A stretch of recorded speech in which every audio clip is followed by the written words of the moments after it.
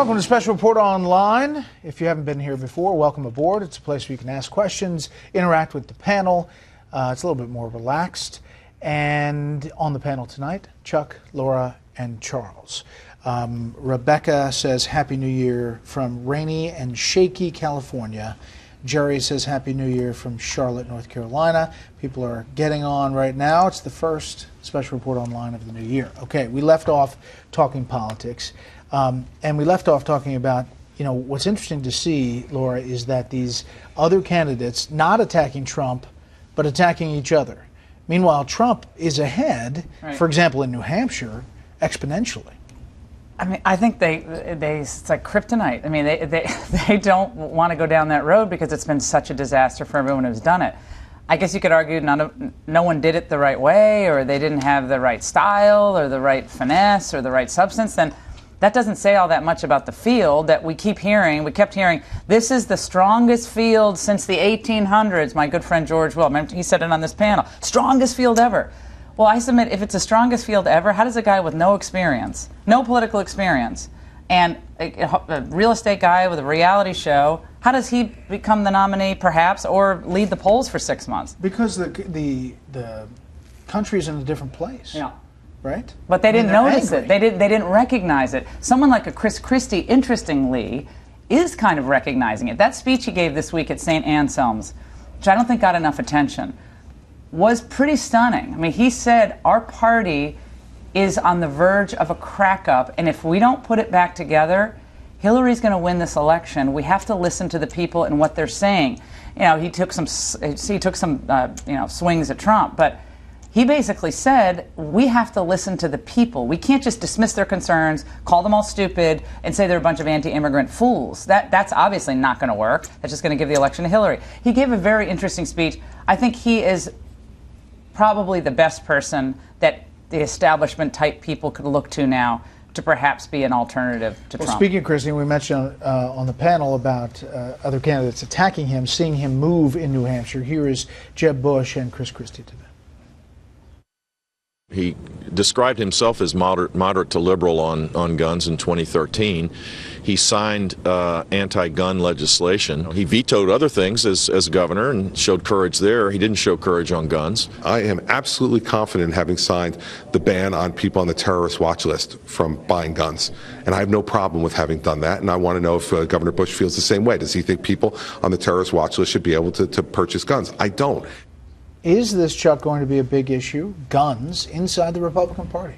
Well, that shows it will be, because they're looking for any, crack, any advantage they can. I mean, the idea that just Jeb's opposition research on Christie has sort of turned up this little thing where he said, I'm a moderate to liberal on guns, whatever that means, shows that they're looking for that sort of thing. And so he does have a pass, let's be clear. To be sure, he's a Northeastern Republican. But what's going on is, like, over here, President Obama is positioning the Democratic Party as the bane of the gun lobby in a much more aggressive way than that party has been positioned in recent elections. Although Hillary Clinton seems to be taking it further. Right, and so that creates an opportunity to sort of, as a Republican candidate, posture as the one who's sort of the most going to do the most to resist that. In other words, the gun issue is becoming more partisan and more polarized than it already was, and so of course, within the Republican field, that's going to generate friction. Sure, Charles. But what the result is that the so-called establishment candidates are fighting over very small differences. These are minor differences between them. They're trying to blow it up so that they get an advantage over the others. As you said, Chuck, earlier, they're all in the same lane, but they're all 20 points behind Trump. So if they're all going to concentrate their fire on each other, there'll be nothing left. There'll be no contest. It seems that, to me, the only lane for the establishment is going to be if Trump loses in Iowa. I mean, if he wins in Iowa, then he's going to win in New Hampshire, and then I think he's going to do well in South Carolina. It's hard to see who and what stops him. So what has to happen for there to be a real contest is that Cruz wins Iowa, and then you've got a contest, and there'll be a lot of dropouts after that. Then you get a real winnowing of that. Then in New Hampshire, I think New Hampshire will pick who's going to be the establishment, so-called, anti-Trump candidate. So it'll be a Trump, Cruz, and then perhaps one or two others. But right now, what they are doing, they're giving Trump a free ride, and he, of course, is benefiting from that. Don't you think? I mean, I would put this to everybody. That there must be some research among these establishment candidates and their consultants that says Trump is capped at sort of whatever it is, 30, 35. I said that when he was at 20. And I understand, but that he's capped at that. And so the goal here is to get one-on-one with him, and then get the other 65%. That's got to be the theory of the campaign. It has to be, yeah. Santa Barbara Dave says, I think Trump's endgame is to go to the convention and hand over all of his support to another candidate, possibly Cruz. I don't think he wants to be president. I'm not sure. I think that you might be. I think he's probably pretty gung-ho. And looking at his operation, go ahead. That could be a new Colorado resident. Yeah. Looking at his operation, he's starting to get the mechanics that are able to translate data on the ground. He's getting on all of these ballots. We just talked about Illinois. He has a full slate of delegates. That's the toughest to get on. Like 3,000 signatures plus 3 delegates in each of 18 congressional districts. Trump was one of the first ones done. And when he said, I'm going to spend as much as $2 million a week, I mean, I don't know if he will or not, but that's a lot of money. And I don't see many other people spending that much money. If Jeb Bush. To the towering 4% that he has nationally. But I think Chuck is right. There's going to be a winnowing of this field, and it's going to be dramatic. And I think it's going to begin clearly after Iowa, perhaps the Huckabee, perhaps the Santorum gone, perhaps Rand Paul. Rand Paul definitely after New Hampshire if he doesn't perform well, which I don't think that he will, but who knows. But I think this is going to be a much smaller field. We're going to see one really strong establishment, whatever you want to call it, candidate, and then you have Trump and Cruz.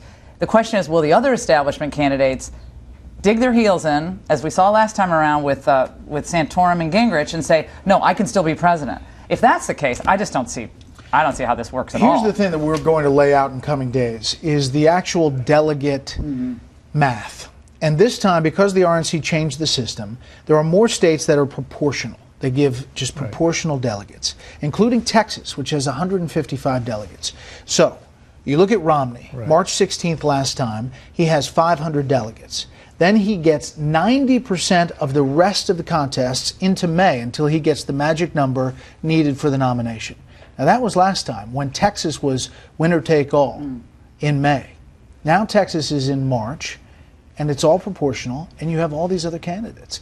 Now, there's going to be some dropouts, but there'll still be, at least 4 or 5 real contenders, and you could see where somebody doesn't get the magic number all the way to the convention. I don't think it's at all a journalist pipe dream that there'll be an open convention. Contested, maybe not brokered. You're right. Brokered, I think, is the wrong word. 100 years ago, when the governor of a state controlled the delegation, so he could throw 80 votes one way or the other. Yes, it was a brokered convention, but the brokers don't exist anymore. It means open, and the candidates will control their delegates. And I think probably a 1 in 3 chance, but a serious chance, much more than any that we've seen in probably 30 years. And at that point, then you have to be really worried about the fracturing of the party, because it is quite likely that one of the factions will come out and will have a sense they were cheated.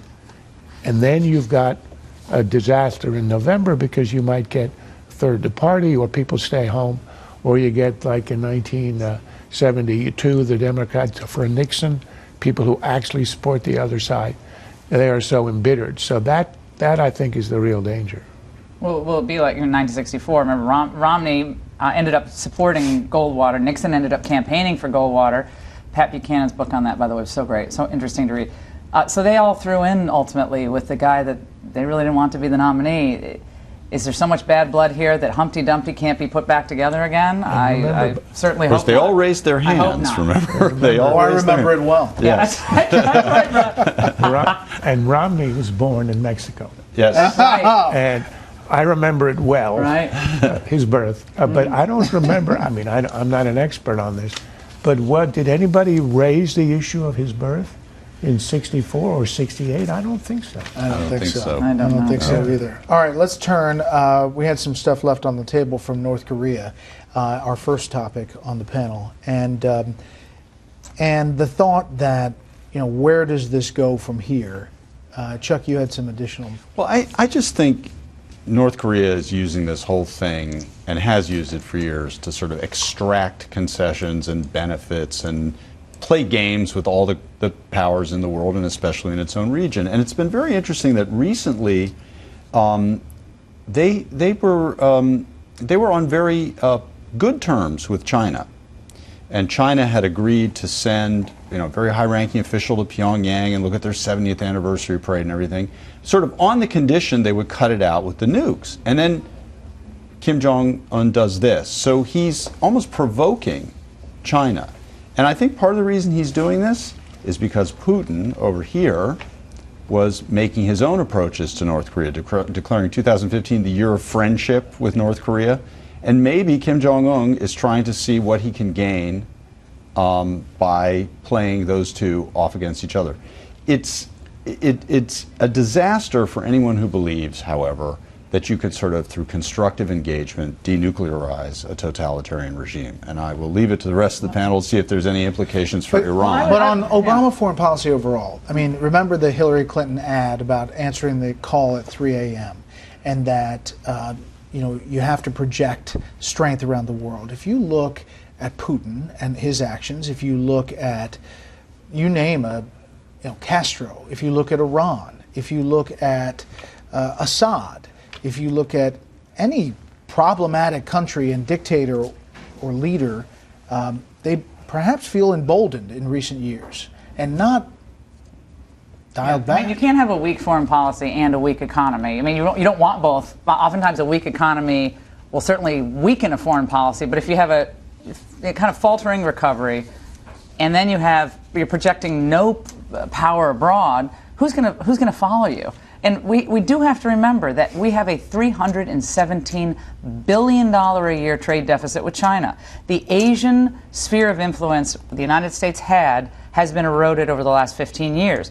There's a big argument about whether that's a good thing. I think it's a bad thing. I think we should have a lot more leverage in Asia than we have. I don't think we have as much as we had clearly 10, 12, 15 years ago. And I think it's only going to get worse as our economic standing vis-a-vis China overall gets weaker. And so I don't think we know what China's long-term goals are with the region, except the South China Sea island that they're landing planes on now. But we couldn't do anything to stop that either. So we're kind of watching all these things happen. North Korea is doing its tests, then China has the island they're landing the planes on, and we're like, well, okay. So how does this play in 2016? You have Donald Trump, who talks about China all the time, China. And he says, he's going to put them in their pen. Marco Rubio said today, remember that Bill Clinton wanted to give speeches in North Korea just in recent years as a part of the Clinton Foundation stuff. How does it play? I don't think it plays in any way at all. This is a problem that's been unchanged for 3 presidencies. So it can't be attributed to our weakness economically. It can't be attributed to neglect of Asia. It can't be attributed to the weakness in Obama foreign policy generally, which I've been talking about here for years, and which is obvious around. This is a sui generis problem.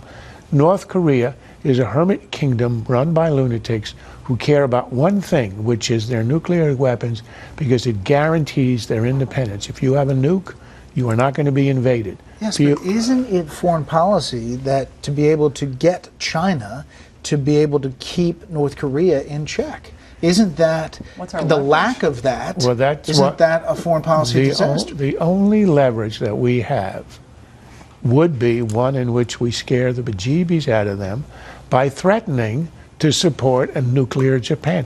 A nuclear Japan will get China's attention, I can assure you. The idea that narrowing the trade deficit is going to have any effect on its policy in North Korea, I think is nonsense.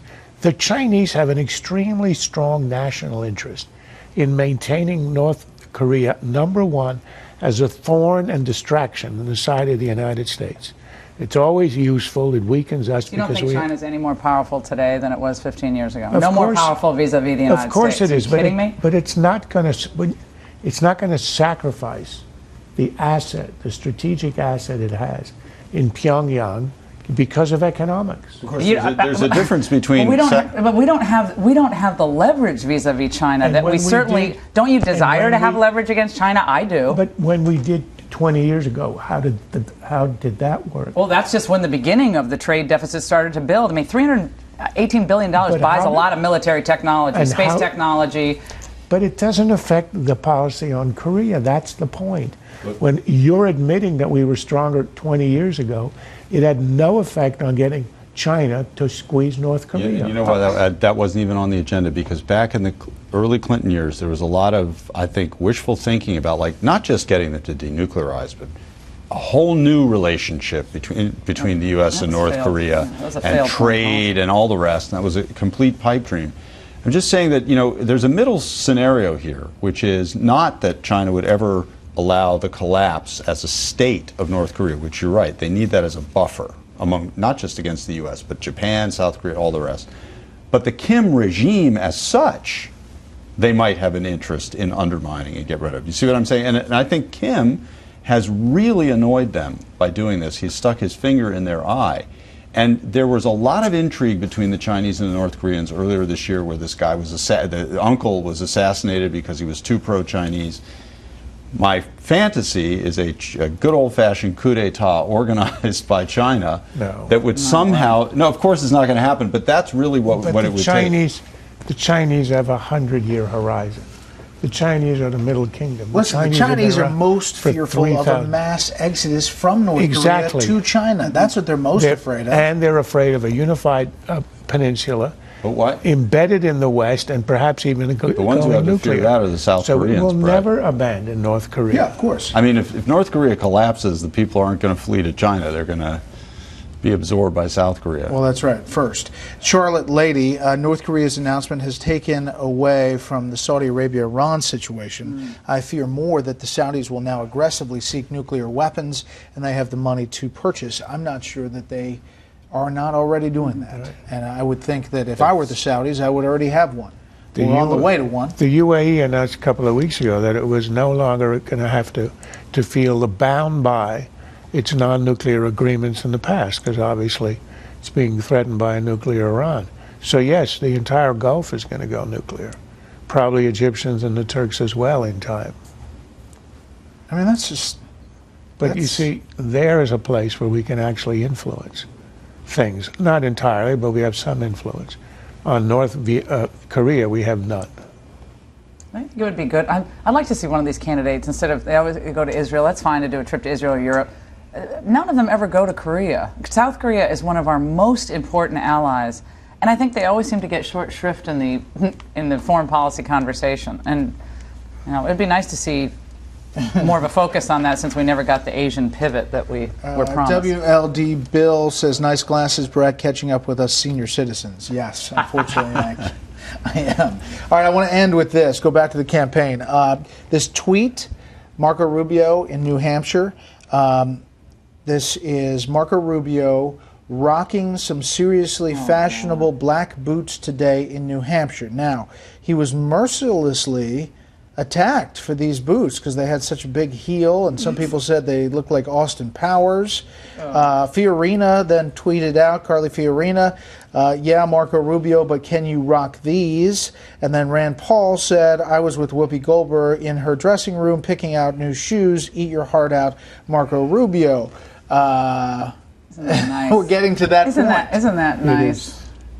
Is it because he wants to look taller? Is that it? It's more Elton John than Austin Powers. They look kind of, I mean, I think it's a subtle, it's a little subtle dig at Rubio, because he wants to connect with those evangelicals, the down home kind of Republicans, and they're a little Gucci-esque. They're a little Gucci. They're a little too Gucci and not enough cowboy. They're not real cowboy boots. When Fred Fred Thompson showed up at the Iowa State Fair with Gucci loafers and a golf cart. Yeah, it didn't I work. thought it was a roundabout way these other candidates had of getting at his purported free spending ways. That was a sort of wow, you're really reaching. It was the American Express card. The American Express. It's short and designer and short. But I'm a political pundit. I don't know much about shoes. You know, that luxury speedboat that somebody pointed out could fit in the Clinton swimming pool.